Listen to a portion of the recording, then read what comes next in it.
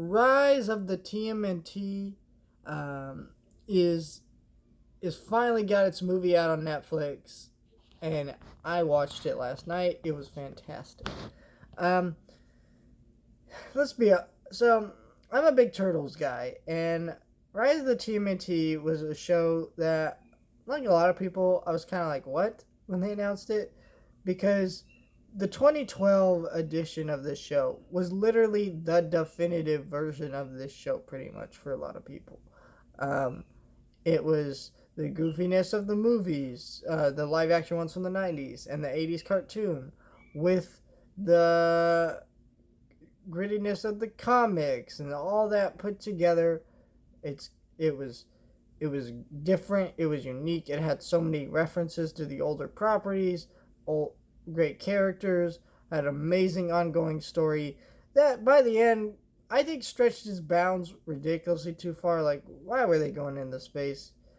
There was a certain point where they should have just ended that damn shit. But yeah, they did some really cool stuff with the turtles and that series. So when we got to Rise of the TMNT, I was sitting there like, I don't know how to feel about this. They announced April O'Neil was going to be black. They announced Raphael was going to be the leader and all these weird things. And I gotta say, when I actually sat down to watch more than just one episode, like a bunch of episodes in succession, I really liked the show. It's a good show.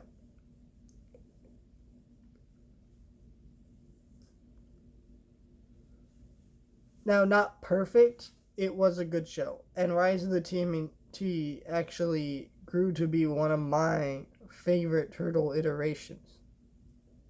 Now, not my absolute favorite because I would still prefer something more accurate and all that, but it's its own thing, has a lot of fun, and fixed a lot of its problems that it had early on, like Master Spinner being more than just the dumb mentor guy, um, and Raphael being the leader actually having a point, especially in this movie.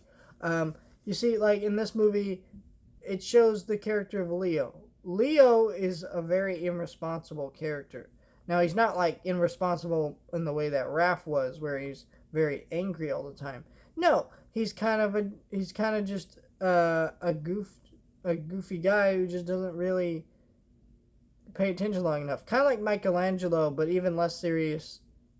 No, I wouldn't even say less serious, but I would say less serious than Michelangelo is in this series specifically, not like most versions of Michelangelo. Um, and it made for a really cool character dynamic in this movie.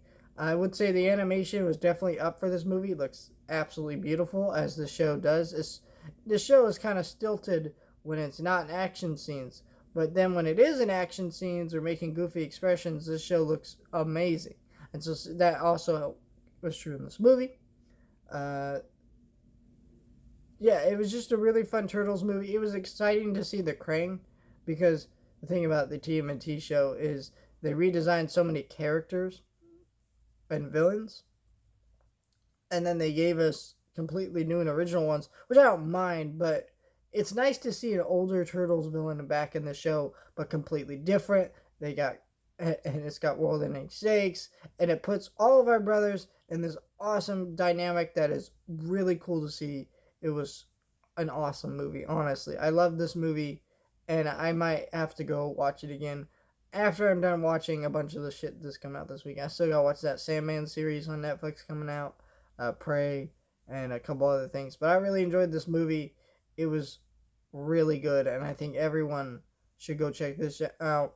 If you are a Turtles fan or a Rise fan, just go watch this. This movie was great.